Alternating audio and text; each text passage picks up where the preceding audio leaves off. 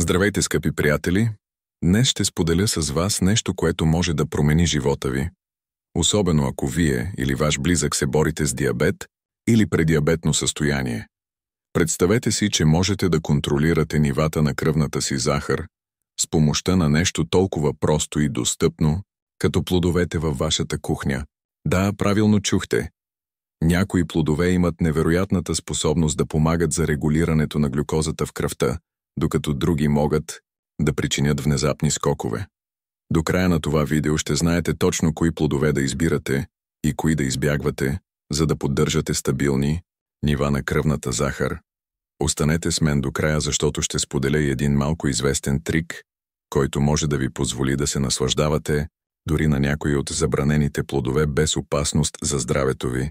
А днес ще говорим за тема, която е изключително важна за много от нас. Как плодовете влияят върху нивата на кръвната захар, особено ако имате диабет или сте в риск от развитие на това състояние. Знаете ли, че правилният избор на плодове може да бъде мощен съюзник в контрола на диабета? А някои плодове, които смятаме за здравословни, всъщност могат да причинят бързо покачване на кръвната захар? Ако сте се чудили защо лекарят ви казва да внимавате с плодовете, въпреки че те са природни и здравословни, това видео е специално за вас. Преди да започнем, искам да ви попитам, колко от вас се страхуват да консумират плодове заради диабета си? Напишете в коментарите дали сте отказали плодовете напълно или все още ги консумирате, но с притеснение. Вашият опит е ценен и за другите, които гледат това видео. Нека първо разберем как оценяваме влиянието на плодовете върху кръвната захар. Тук влизат в играта два важни показателя – гликемичният индекс, ГИ, и гликемичното натоварване, ген. Гликемичният индекс показва колко бързо даден храна повишава нивото на захарта в кръвта в сравнение с чистата глюкоза. Стойностите му са нисък до 55 умерен, между 56 и 69 висок. 70 и повече, но ГИ не ни казва цялата история. Защо? Защото не отчита количеството въглехидрати в порцията, която консумираме. Затова използваме и гликемичното натоварване, което комбинира ГИ с количеството въглехидрати. Ниско до 9 умерено, между 10 и 19 високо 20. И повече сега, скъпи приятели, замислихте ли се някога защо някои хора с диабет могат да ядат определени плодове без проблем, докато други изпитват скок в кръвната захар от същите тези плодове? Отговорът се крие именно в тези два показателя, както и в индивидуалната реакция на организма. Нека започнем с добрите новини. 10 най-добри плода за хора с диабет, които имат ниски стойности на ГИ. 1. Ябълка. Приятел на диабетика, гликемичен индекс 39, гликемично натоварване. 6. Ябълките не само държат доктора далеч, но и помагат за контрола на кръвната захар. Богати на разтворими фибри, особено пектин, те забавят усвояването на глюкозата и подпомагат чревната микрофлора. Знаете ли, че една средна ябълка съдържа около 4 грама фибри? Това е почти 15% от препоръчителния дневен прием. Как предпочитате да консумирате ябълките си, с кората или без? Напишете в коментарите. Лично аз препоръчвам с кората, тъй като там се съдържат много от полезните вещества и фибрите. 2. Круша. Сладка, но безопасна, гликемичен индекс 38, гликемично натоварване. 4. Крушите са отличен избор за диабетици благодарение на високото съдържание на фибри и ниското гликемично натоварване. Те съдържат уникално съединение, наречено арбутин, което има противовъзпалителни свойства и може да помогне за регулиране на кръвната захар. Интересен факт. Знаете ли, че в света има над 3000 сорта круши? Всеки със свой уникален вкус и текстура. Колко различни сорта сте опитвали? Споделете в коментарите. 3. Ягоди. Малки плодове с големи ползи. Гликемичен индекс 40, гликемично натоварване. 3. Ягодите са истинско съкровище. За хората с диабет. Чашка ягоди, около 150 грама, съдържа само 7 грама въглехидрати и 3 грама фибри. Освен това, те са богати на антиоксиданти, витамин С и манган. Замисляли ли сте се, че ягодите всъщност не са истински плодове в ботаническия смисъл? Те са разширени рецептакули, плодово легло, а истинските плодове са малките семенца по повърхността им, наречени ахени. Как предпочитате да консумирате ягодите си? Пресни, замразени или в смути? Напишете в коментарите. Чорте. Гуава. Екзотична и полезна гликемичен индекс. 23 гликемично натоварване. 3 главата е изключително полезна за диабетици с невероятно нисък ГИ от 23. Една средна глава съдържа около 9 грама фибри, почти 1/3 от дневната нужда. Това помага за забавяне на усвояването на захарта и предотвратява резките скокове в кръвната глюкоза.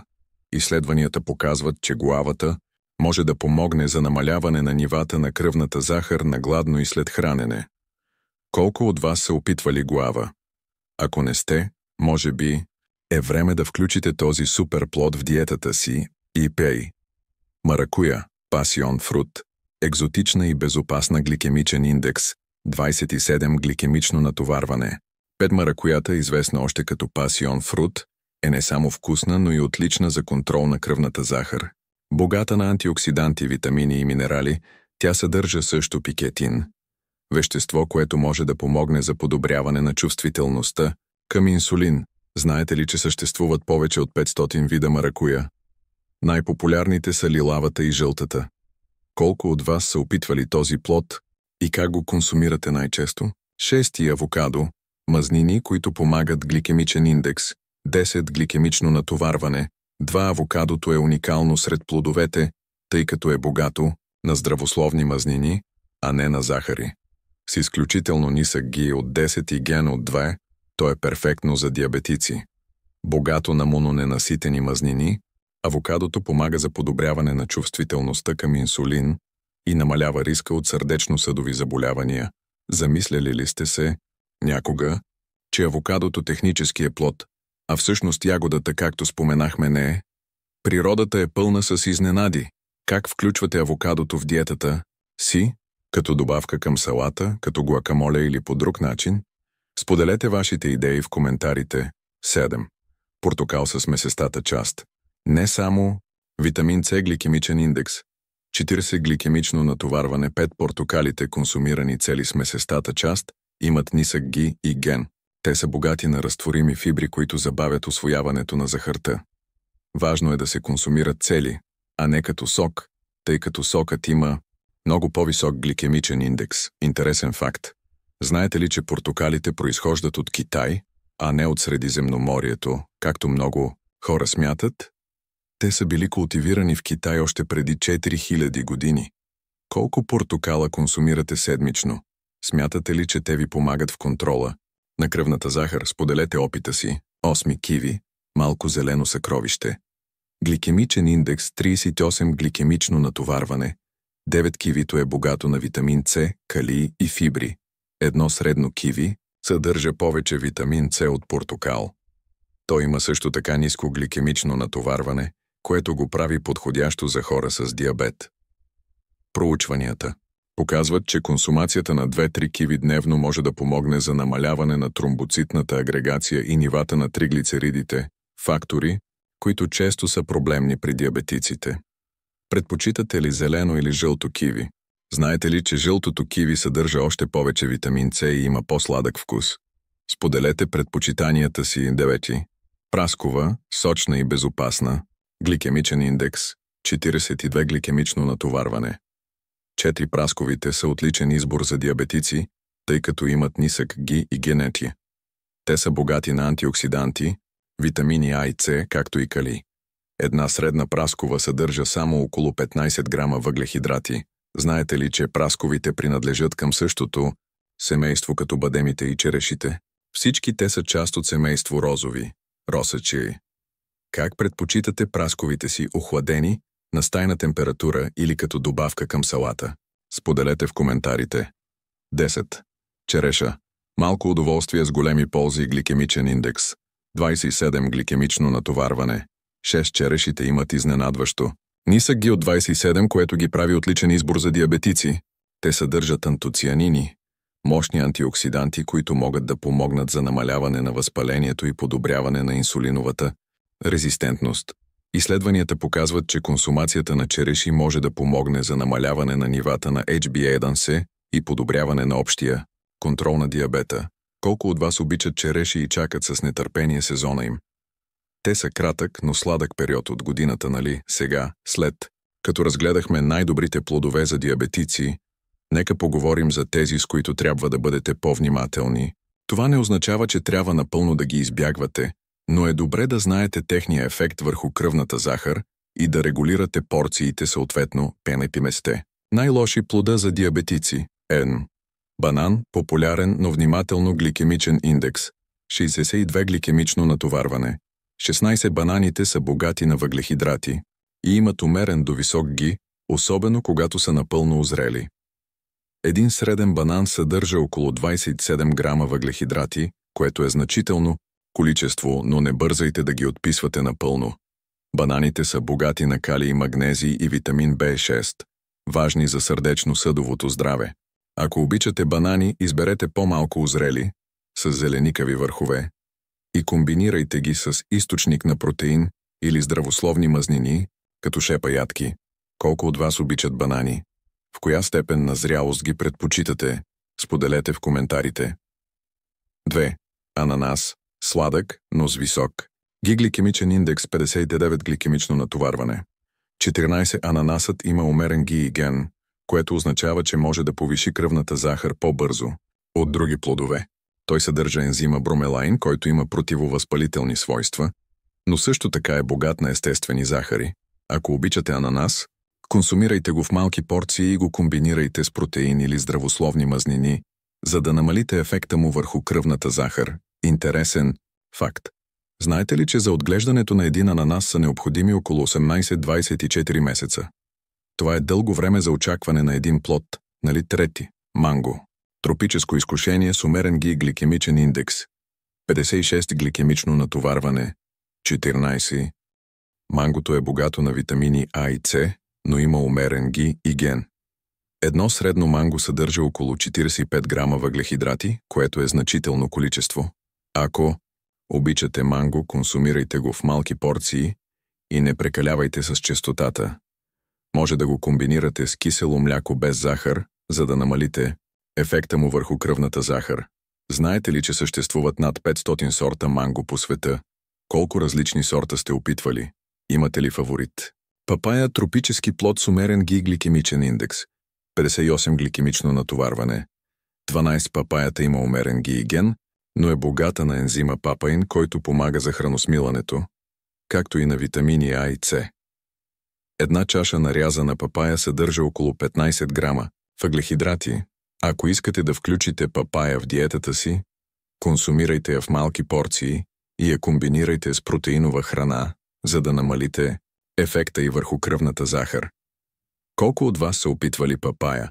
Харесва ли ви вкусът ѝ или я намирате за прекалено специфична? Споделете в коментарите. 5. Грозде. Малки бомбички захар, гликемичен индекс. 60 гликемично натоварване. 12. Гроздето е богато на антиоксиданти, особено ресвератрол, но също така е концентриран източник на захар. Една чаша грозде съдържа около 27 грама въглехидрати. Ако обичате грозде, консумирайте го в малки порции и го комбинирайте с протеин или здравословни мазнини. Замразеното грозде може да бъде освежаваща алтернатива на сладоледа през лятото. А сега специален случай – диня. Висок ГИ, но ниско ген. Гликемичен индекс. 72 гликемично натоварване. 5. Динята има висок ГИ, но изненадващо ниско ген. Това се дължи на високото съдържание на вода и относително ниското съдържание на въглехидрати. Една чаша нарязана диня съдържа само около 11 грама въглехидрати. Това е перфектен пример защо трябва да гледаме и двата показателя ГИ и ген.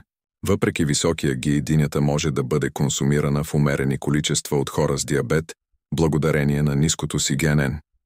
Колко от вас обичат диня през лятото?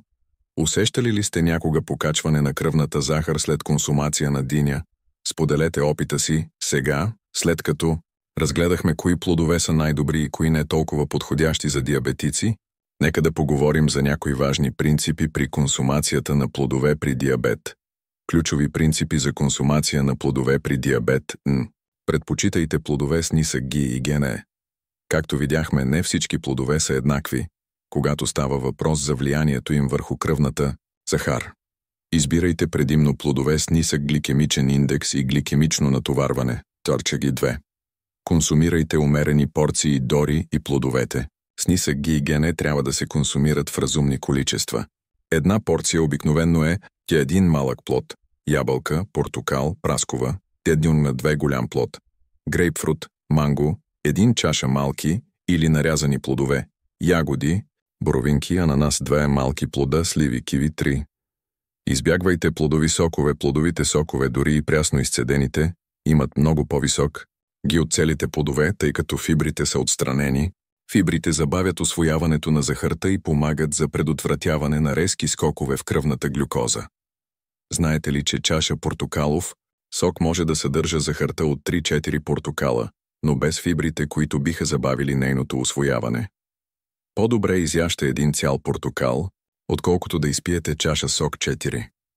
Внимавайте с сушените плодове. Сушените плодове са концентрирани източници на захар. Една порция сушени плодове съдържа много повече захар от същото количество пресни плодове. Ако консумирате сушени плодове, правете го в много малки количества. Например, една чаша пресни боровинки съдържа около 15 грама въглехидрати, докато една чаша сушени боровинки съдържа около 100 грама въглехидрати.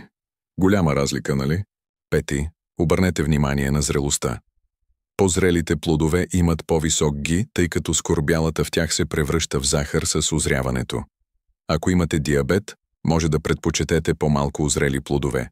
Например, зеленикъв банан има ГИ около 30, докато напълно озрелият с кафяви петна може да има ГИ над 70. 6. Комбинирайте плодовете с протеини или здравословни мазнини.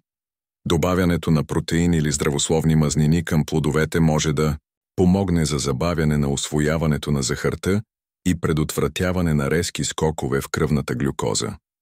Няколко добри комбинации – ябълка, с фъстъчено масло, ягоди, с кисело мляко без захар, праскова с шепа, бадеми, пъпеш с парче. Сирене. Колко от вас вече практикуват тези комбинации? Имате ли други любими комбинации, които бихте споделили? Таране 7. Времето на консумация има значение. Консумацията на плодове на празен стомах може да доведе до по-бързо покачване на кръвната захар. По-добре е да ги консумирате като част от балансирано хранене или като закуска, комбинирана с протеин или здравословни мазнини. Някои експерти препоръчват да се консумират плодове преди хранене, а не след, тъй като тогава те имат по-малко влияние върху кръвната захар.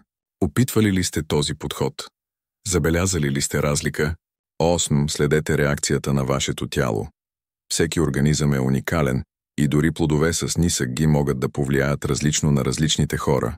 Важно е да следите нивата на кръвната си захар преди и след консумация на различни плодове, за да разберете как точно вашият организъм реагира на тях. Използвате ли глюкомер, за да проследявате реакцията на тялото си към различни храни? Това може да бъде много полезен инструмент за персонализиране на диетата ви. Нека сега да обсъдим няколко често задавани въпроса относно плодовете и диабета. Въпрос: мога ли да консумирам плодове, ако имам диабет? Отговор: да, абсолютно. Плодовете са важна част от здравословната диета, дори и при диабет. Те съдържат витамини, минерали, фибри и антиоксиданти, които са полезни за общото здраве. Важното е да изберете подходящите видове и количества, както и да ги консумирате като част от балансирана диета. Въпрос: колко плодове трябва да консумирам дневно?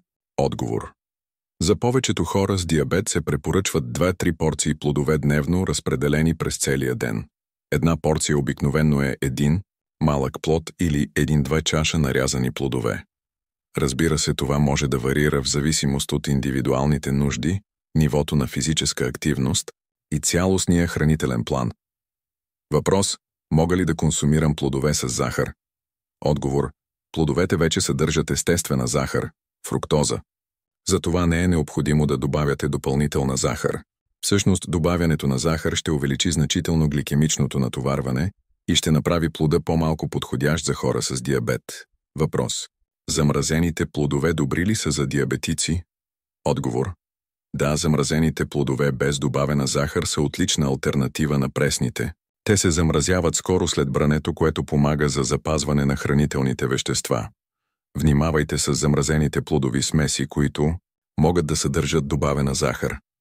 Въпрос: какво да правя, ако обичам плодове с висок ГИ? Отговор: ако обичате плодове с висок ГИ или ГН, не е необходимо да се отказвате напълно от тях. Вместо това консумирайте ги в малки порции и комбинирайте ги с протеин. Или здравословни мазнини, избирайте по-малко озрели плодове. Консумирайте на празен стомах, следете нивата на кръвната си захар, за да разберете как точно тялото ви реагира на тях. Сега нека споделя един малко известен трик, който обещах в началото. Знаете ли, че добавянето на малко канела към плодовете може да помогне за по-добър контрол на кръвната захар? Изследванията показват, че канелата има свойства, подобни на инсулина, и може да помогне за подобряване на чувствителността към инсулин. Опитайте да поръсите малко канела върху нарязана ябълка или круша, или да добавите щипка към смути от плодове с нисък ГИ. Скъпи приятели, надявам се, че това видео ви беше полезно и научихте нещо ново за плодовете и тяхното влияние върху кръвната захар. Не забравяйте, че диабетът не означава, че трябва да се откажете от всички плодове. Просто трябва да правите информиран избор и да консумирате подходящите видове в подходящите количества.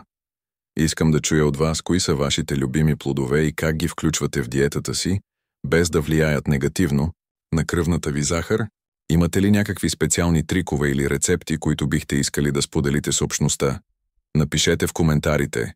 Ако намирате това видео за полезно, моля, дайте му палец нагоре и го споделете с приятели или близки, които могат да се възползват от тази информация. Не забравяйте да се абонирате за канала за повече полезни съвети относно управлението на диабета и здравословния начин на живот. И помнете, управлението на диабета е маратон, не спринт. Малките, постоянни промени в начина на живот могат да доведат до големи подобрения в дългосрочен план. Вие имате силата да контролирате своето здраве и правилният избор на плодове е само една малка, но важна част от това пътуване. Благодаря ви, че бяхте с мен днес. Грижете се за себе си и се радвайте на плодовете по умен начин. Въпрос към вас. Кой от съветите в това видео смятате, че ще ви бъде най-полезен? Споделете в коментарите какви други теми, свързани с храненето при диабет, бихте искали да обсъдим в бъдеще. Имате ли въпроси, на които не отговорих? Нека знам. Това беше всичко за днес. Не забравяйте, че правилният избор на плодове може да бъде ключов фактор за поддържане на стабилни нива на кръвната захар и цялостно добро здраве. Бъдете информирани, бъдете здрави.